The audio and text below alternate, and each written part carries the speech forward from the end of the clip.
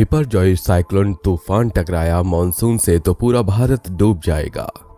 मौसम विभाग ने मानसून को लेकर बुरी खबर दी है। वजह है चक्रवाती तूफान बिपरजॉय, जो अब गुजरात के बाद राजस्थान की ओर बढ़ना शुरू कर चुका है।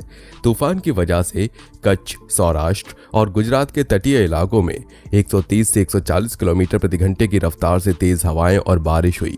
हालांकि अब बिपरजॉय कमजोर हो चुका है। तूफान ने कच्छ और सौराष्ट्र में काफी तबाही मचाई है। हालांकि राहत की बात यह है कि इंसानी जान को कोई नुकसान नहीं पहुंचा है। हाँ, तूफान आने से पहले भावनगर में बकरियों को बचाने की कोशिश में 2 लोगों की मौत जरूर हुई है। तूफान की वजह से तमाम जगहों पर कई पेड़ गिर गए हैं, 23 लोग जख्मी हुए हैं और बिजली के खंभे गिरने से 45 गांव अंधेरे में डूब गए। इस बीच भारत में मानसून ने दस्तक दे दी है, लेकिन देश के कई हिस्सों में इस समय गर्मी और लू पड़ रही है। लोगों को मानसून से बड़ी उम्मीद है कि वो उन्हें चिलचिलाती गर्मी से राहत देगा, लेकिन भारतीय मौसम विभाग और निजी मौसम एजेंसी स्काईमेट वेदर ने अनुमान लगाया है कि जुलाई के पहले हफ्ते तक भारत के कई हिस्सों में मानसून की कम बारिश हो सकती है। बारिश का इंतजार कर रहे लोगों के लिए ये बड़ा झटका है। दोस्तों, स्काईमेट ने सोमवार को मानसून को लेकर अनुमान जताया कि मध्य और उत्तरी पश्चिम भारत के विभिन्न हिस्सों में 6 जुलाई तक अत्यंत और गंभीर सूखा पड़ेगा। मौसम एजेंसी अत्यंत शुष्क टर्म का इस्तेमाल तब करते हैं जब बारिश 60% से कम या फिर सामान्य से कम होती है। वहीं गंभीर शुष्क से मतलब है कि बारिश 20 से 59% कम होगी। आईएमडी की पूर्वानुमान भी स्काईमेट से बहुत हद तक मिलता है। आईएमडी के मुताबिक देश में 30 जून से 6 जुलाई के बीच बूंदाबांदी बारिश होने की संभावना है। जानकारों के मुताबिक देश में 1 जून से बारिश में बड़ी कमी देखी गई है। दक्षिण प्रायद्वीप में जहां बारिश में 53% कमी दर्ज की गई है, वहीं 1 जून से पूरे देश में 54% कम बारिश हुई है। मध्य भारत की बात करें तो यहां 1 जून से 80% कम बारिश हुई है। वहीं उत्तर पश्चिम भारत में 10% और पूर्वोत्तर भारत में बारिश में 53% की कमी दर्ज की गई है। जून में कम बारिश की मुख्य कारण खतरनाक चक्रवाती तूफान बिपरजॉय है। आपको बता दें, चक्रवाती तूफान बिपरजॉय ने 2 स्टेज पार किया है। पहला स्टेज 6 से 7 जून के बीच, जब बिपरजॉय की रफ्तार 55 किलोमीटर प्रति घंटा से बढ़कर 139 किलोमीटर प्रति घंटा तक पहुंच गई थी। इसने अपना दूसरा स्टेज 9 और 10 जून के बीच पार किया, जब इसकी रफ्तार 120 किलोमीटर प्रति घंटा से बढ़कर 195 किलोमीटर प्रति घंटा हो गई थी। पिछले लगभग 30 सालों में यानी वर्ष 1982 के बाद बिपरजॉय एकमात्र ऐसा चक्रवाती तूफान है जो इतने लंबे समय तक इतनी ज्यादा शक्ति के साथ अरब सागर में टिका रहा है। अब आपको बताते हैं कि बिपरजॉय का मानसून पर क्या असर पड़ेगा। बिपरजॉय तूफान ने काफी तेजी के साथ मानसून बनने के लिए कारक हवाओं पर प्रभाव डाला है। बिपरजॉय की वजह से अरब सागर से उठने वाली मानसून लहरें, जो केरल में जून के पहले हफ्ते बारिश की वजह बनते हुए मध्य भारत पहुंचती हैं, वो हवाएं अब तमिलनाडु के रास्ते, बंगाल की खाड़ी और फिर बांग्लादेश के रास्ते नॉर्थ ईस्ट और वहां से वो हिमालय की श्रृंखलाओं से टकराने के बाद पश्चिम बंगाल के कुछ हिस्सों से गुजरते हुए बिहार, यूपी, मध्य प्रदेश और आसपास के इलाकों में बरसने वाली हैं। लेकिन बिपरजॉय की वजह से जब ये हवाएं दिल्ली के रास्ते पूर्वी उत्तर प्रदेश पहुंचेंगी तो ये हवाएं उत्तर पूर्वी मध्य भारत में आपस में टकरा जाएंगी और ऐसे में 3 स्थितियां बनेंगी। नंबर 1, ये मानसून को वापस बंगाल की खाड़ी में धकेल देगा, जिससे मानसून 2 ये मानसून को आंध्र प्रदेश, तेलंगाना के तटीय क्षेत्रों में मोड़ सकती है। नंबर 3, या ये हवाएं नेपाल की ओर मुड़ सकती हैं और यहां पर भारी बारिश की वजह बन सकती हैं, जिससे बाढ़ जैसी स्थिति पैदा होने का खतरा है, जो बिहार और पश्चिम बंगाल में भी असर डाल सकता है। यानी देश के इन 5 मैदानी राज्यों में समय पर बारिश नहीं होगी या कम बारिश होगी, जिससे कि इन इलाकों में खाद्यान्न उत्पादन पर प्रभाव पड़ेगा। यानी इससे सबसे ज्यादा किसान प्रभावित होंगे। मानसून की देरी से फसलों के उत्पादन पर या उनकी लागत पर सीधा प्रभाव पड़ता है। दोस्तों, कई साइक्लोन जमीन पर पहुंचने के कुछ घंटों या दिनों बाद आमतौर पर कमजोर पड़ने लगते हैं, लेकिन उन्हें गर्म समुद्री पानी से मिलने वाली एनर्जी और नमी मिलना बंद हो जाती है। हालांकि तब भी कई बार साइक्लोन जमीन में काफी दूर तक सफर तय करते हैं और अपने साथ तेज बारिश और हवा लाते हैं, जिससे भारी तबाही होती है। साइक्लोन वैसे तो कई दिनों या हफ्तों तक जारी रह सकता है, लेकिन बड़े जमीनी इलाके या ठंडे समुद्र के ऊपर से गुजरने के साथ ही ये धीमे पड़ने लगते हैं और खत्म हो जाते हैं। कोई चक्रवात खतरनाक है या हल्का, ये कैसे तय होता है? तो दोस्तों, समुद्र में लगभग साल भर साइक्लोन बनते हैं, लेकिन ये सभी खतरनाक नहीं होते। इनमें से जो साइक्लोन धरती की ओर बढ़ते हैं वही खतरनाक होते हैं।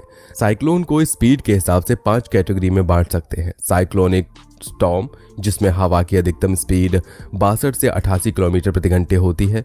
यह साइक्लोन का सबसे कम खतरनाक रूप है।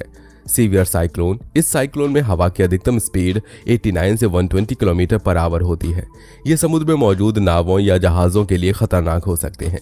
वेरी सीवियर साइक्लोन 118 से 165 किलोमीटर पर आवर की रफ्तार तक की हवाओं वाले साइक्लोन कहलाते हैं। ये साइक्लोन जमीन की ओर बढ़ने पर जान माल को नुकसान पहुंचा सकते हैं।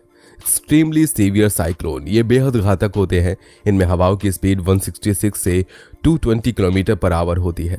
सुपर साइक्लोन, इसमें हवा की स्पीड 220 किलोमीटर प्रति घंटे से ज्यादा होती है, जो कई बार 300-400 किलोमीटर प्रति घंटे से भी ज्यादा हो सकती है। ये रास्ते में आने वाले पेड़ों, गाड़ियों और यहाँ तक कि बिल्डिंग्स को भी तबाह कर सकते हैं। दोस्तों, साइक्लोन बनने का प्रोसेस कुछ इस तरह है।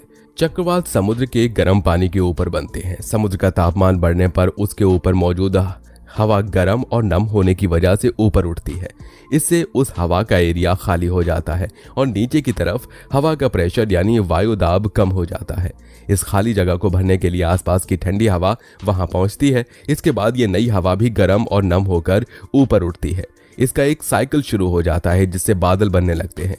पानी के भाप में बदलने से और भी बादल बनने लगते हैं। इससे एक स्टॉर्म साइकिल या तूफान चक्र बन जाता है जो धरती के घूमने के साथ ही घूमते रहते हैं। स्टॉर्म सिस्टम के तेजी से घूमने की वजह से इसके सेंटर में एक आई बनता है। तूफान के आई को उसका सबसे शांत इलाका माना जाता है जहां एयर प्रेशर सबसे कम होता है। ये स्ट्रॉन्ग सिस्टम हवा की स्पीड 62 किलोमीटर प्रति घंटे होने तक ट्रॉपिकल स्टॉर्म कहलाते हैं। हवा की रफ्तार 120 किलोमीटर प्रति घंटे पहुंचने पर ये स्टॉर्म साइक्लोन बन जाते हैं। साइक्लोन आमतौर पर ठंडे इलाकों में नहीं बनते हैं क्योंकि इन्हें बनने के लिए गर्म समुद्री पानी की जरूरत होती है। लगभग हर तरह के साइक्लोन बनने के लिए समुद्र के पानी के सरफेस का तापमान 25 से 26 डिग्री के आसपास होना जरूरी होता है। इसीलिए साइक्लोन को ट्रॉपिकल साइक्लोन भी कहा जाता है। ट्रॉपिकल इलाके आमतौर पर गर्म होते हैं जहां साल भर औसत तापमान 18 डिग्री से कम नहीं रहता। बता दें कि स्टॉर्म का तूफान वातावरण में एक तरह का डिस्टरबेंस होता है जो तेज हवाओं के जरिए सामने आता है और इसके साथ बारिश, बर्फ या ओले पड़ते हैं। जब ये धरती पर होते हैं तो आम तूफान कहलाते हैं, लेकिन समुद्र से उठने वाले स्टॉर्म को साइक्लोन कहते हैं। साइक्लोन आम स्टॉर्म से ज्यादा तीव्र और खतरनाक होते हैं। साइक्लोन, हरिकेन और टाइफून तीनों एक ही चीज होते हैं और इन्हें ट्रॉपिकल साइक्लोन भी कहा जाता है। दुनिया भर में साइक्लोन को अलग अलग नामों से बुलाया जाता है, जैसे उत्तरी अमेरिका और कैरेबियन आइलैंड में बनने वाले साइक्लोन को हरिकेन, फिलीपींस, जापान और चीन में आने वाले साइक्लोन को टाइफून और ऑस्ट्रेलिया और हिंद महासागर यानी भारत के आसपास आने वाले तूफान को साइक्लोन कहा जाता है। वहीं टॉर्नेडो भी भयानक तूफान होते हैं, लेकिन ये साइक्लोन नहीं होते क्योंकि ये समुद्र के बजाय ज्यादातर धरती पर ही बनते हैं। टॉर्नेडो सबसे ज्यादा अमेरिका में आते हैं। क्या आप जानते हैं साइक्लोन के नाम क्यों रखे जाते हैं? अगर नहीं तो सुनिए। साइक्लोन के नाम इसलिए रखे जाते हैं ताकि इनकी पहचान करना आसान हो। हर साल साइक्लोन के नाम अल्फाबेटिकली क्रम में यानी ए से जेड तक तय होते हैं। एक नाम का दोबारा इस्तेमाल कम से कम 6 साल बाद ही हो सकता है। साइक्लोन का नाम कौन सा देश रखेगा, इसका फैसला उस देश के नाम से अल्फाबेटिकली तय होता है। हिंद महासागर इलाके में आने वाले साइक्लोन के तितली, फेथाई, फानी, वायु और अम्फान जैसे नाम दिए जा चुके हैं। हर साइक्लोन का नाम नहीं रखा जाता। केवल 65 किलोमीटर प्रति घंटे की रफ्तार से ज्यादा वाले साइक्लोन का नाम रखना जरूरी होता है। भारत में सबसे तेज साइक्लोन 1970 में आया, भोला साइक्लोन था। ये भारत ही नहीं, दुनिया का सबसे घातक साइक्लोन था। इसने भारत के पश्चिम बंगाल और बांग्लादेश में भारी तबाही मचाई थी, जिनमें 3 लाख लोगों की मौत हुई थी। दुनिया का सबसे लंबा हरिकेन या साइक्लोन 1979 में उत्तर पश्चिम प्रशांत महासागर में बना था। इसका डायमीटर 2200 किलोमीटर था, जो कि अमेरिका के साइज का लगभग आधा है।